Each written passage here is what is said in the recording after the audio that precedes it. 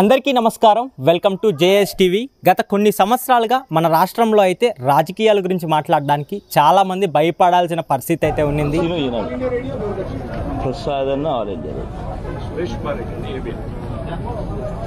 Suresh ABN మీ ఇద్దరు రావడం correct కాదు. ఏ విషయం గురించి అయినా ప్రశ్నించాలన్నా ప్రతి ఒక్కరైతే భయపడ్డారు.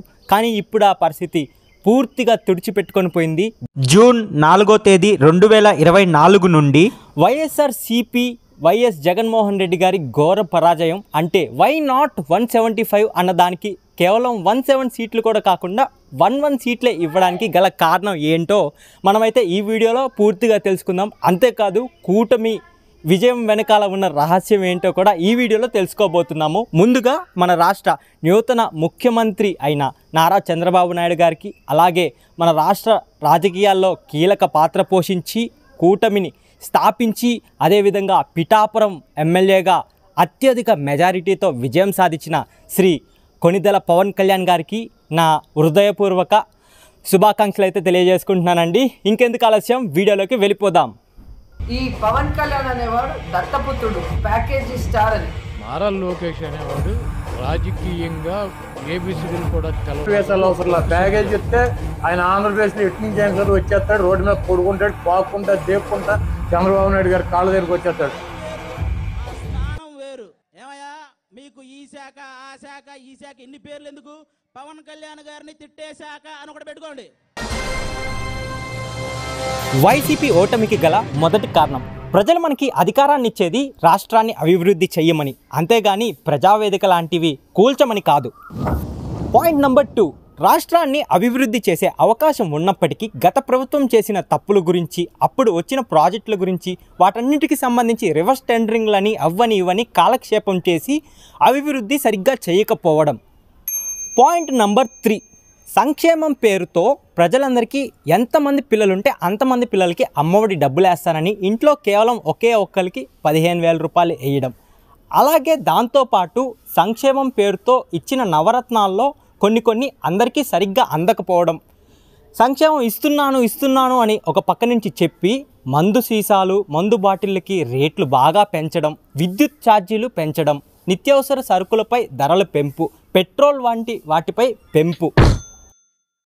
పాయింట్ నెంబర్ 4, రాష్ట్రంలో ఐటీ రంగంలోనైనా మరే ఇతర రంగంలోనైనా ప్రభుత్వ రంగంలో అయినా సరైన ఉద్యోగాలు యువతకి కల్పించకపోవడం. అటుంచితే రాష్ట్రంలో రోడ్ల సంగతి ఇంకా మనం చెప్పాల్సిన అవసరమే లేదు.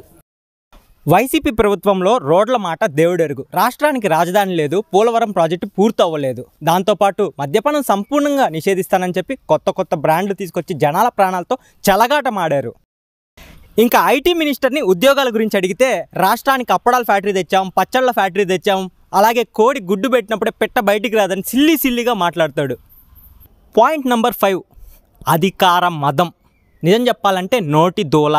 గెలిచిన తర్వాత నుండి మనం గెలిచాము, అధికారంలో ఉన్నాం, ప్రజలకి ఏం మంచి చేయాలి అనే విషయం గురించి ఆలోచించకుండా రివెంజ్ తీర్చుకోవడం, ఇది రాజకీయం కాదు రివెంజ్కియం అని అనుకోవడం వల్లే వాళ్ళ ఓటమి వాళ్ళే కొని తెచ్చుకున్నారు. నిజంగా కొని తెచ్చుకున్నారు. ఎందుకు అనంటే చంద్రబాబు నాయుడు కానీ పవన్ కళ్యాణ్ కానీ వ్యక్తిగతంగా వాళ్ళు ఎవరిని మాట్లాడలేదు. కానీ ప్రతిరోజు ప్రతి ఒక్క మంత్రి ఏ హోదాలో ఉన్నా పవన్ కళ్యాణ్ గురించి, చంద్రబాబు నాయుడు గురించి, ఇంకొకరి గురించి, టీడీపీ గురించి వ్యక్తిగతంగా మాట్లాడడం, ఆడవాళ్ళని అవమానించడం, ఇలా రకరకాలుగా జరిగాయి. అంతేకాదు గల్లీల్లో చోటా నాయకులు కూడా మాది వైసీపీ పార్టీ, ఏమనుకుంటున్నావు నువ్వు అని చెప్పి బెదిరించడం, దాదాగిరి చేయడం, దౌర్జన్యం చేయడం.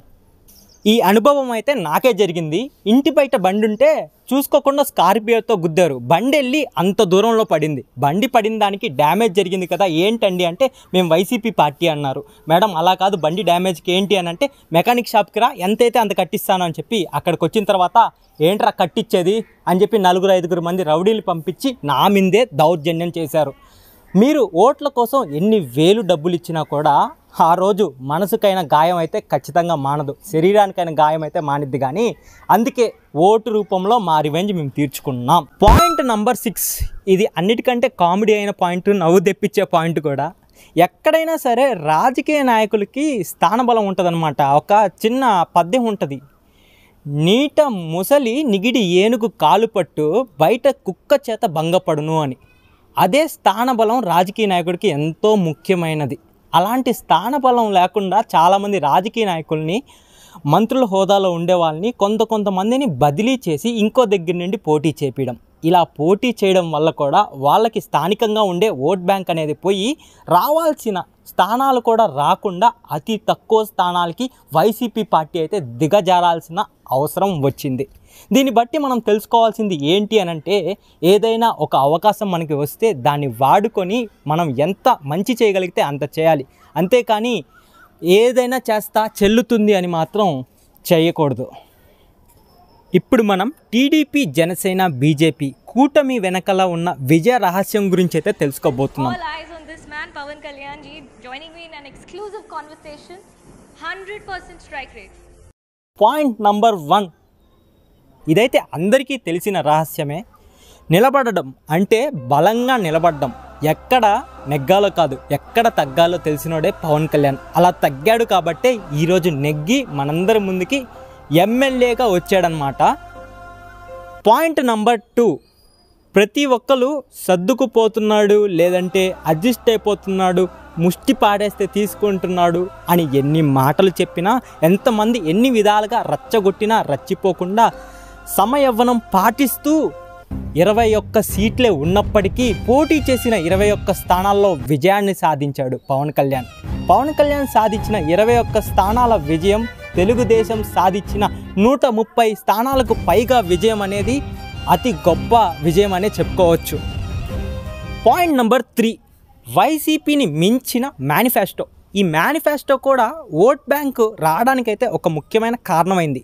లైక్ మహిళలకు ఉచిత బస్సు ప్రయాణం, దాంతోపాటు 18 సంవత్సరాలు నిండిన ప్రతి ఆడపిల్లకి 1500 రూపాయలు ఇవ్వడం, అలాగే వికలాంగులకు వీళ్ళందరికీ పెన్షన్ పెంచడం, దాంతోపాటు మెగా డిఎస్సి ఇస్తానడం, ఉద్యోగ అవకాశాలు పెంచుతాను అని చెప్పడం, దాంతోపాటు ఉచితంగా గ్యాస్ సిలిండర్లు ఇస్తానని చెప్పడం. మరి ఇవన్నీ ఎంతవరకు ఇంప్లిమెంట్ అవుతాయో అవవో నాకైతే తెలియదు, కానీ 100% ఇంప్లిమెంటేషన్ ఉండాలని అయితే నేను బలంగా కోరుకుంటున్నాను.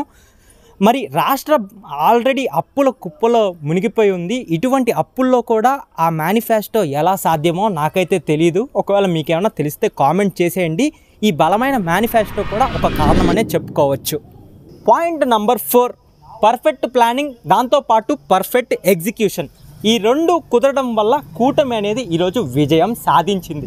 అలాగే జవాబుదారీతనం, ప్రజలకి అతి చేరువగా ఉండడం, ప్రతి ఒక్కరితో మాట్లాడడం, ప్రతి ఒక్కరిని దగ్గరగా తీసుకోవడం, నారా లోకేష్ యువగలం లాంటివి, అలాగే పవన్ కళ్యాణ్ చేసిన జనబేరీ లాంటి కార్యక్రమాలు ఒక కీలక పాత్ర అయితే పోషించాయి.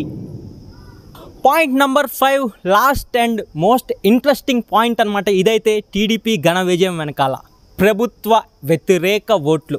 ఏదైతే ప్రభుత్వ వ్యతిరేక ఓట్లు ఉన్నాయో ఒక్క ఓటుని కూడా చీలనీయకుండా పర్ఫెక్ట్గా 21 సీట్ల 24 సీట్ల అనేది ఆలోచించకుండా తనకి స్థానబలం ఉన్న చోట సరైన అభ్యర్థుల్ని నిలబెట్టడం, అలాగే మిగతా చోట్ల టీడీపీ అభ్యర్థుల్ని నిలబెట్టడం, బీజేపీ సహాయం తీసుకోవడం, వీటన్నిటితో ఒక ఘన విజయాన్ని అయితే టీడీపీ సాధించి మనకి ఒక గొప్ప ప్రభుత్వం అయితే ఏర్పాటు చేసి చక్కటి అధికారం అయితే ఉంటుంది అని అనుకుంటున్నాను. కూటమి ప్రభుత్వంలో మిత్రపక్షం, ప్రతిపక్షం తానై అధికారంతో పాటు అభివృద్ధి పదంలో ముందుకి దూసుకెళ్లాలని బలంగా కోరుకుంటున్న ఓ పవన్ కళ్యాణ్ అభిమాని.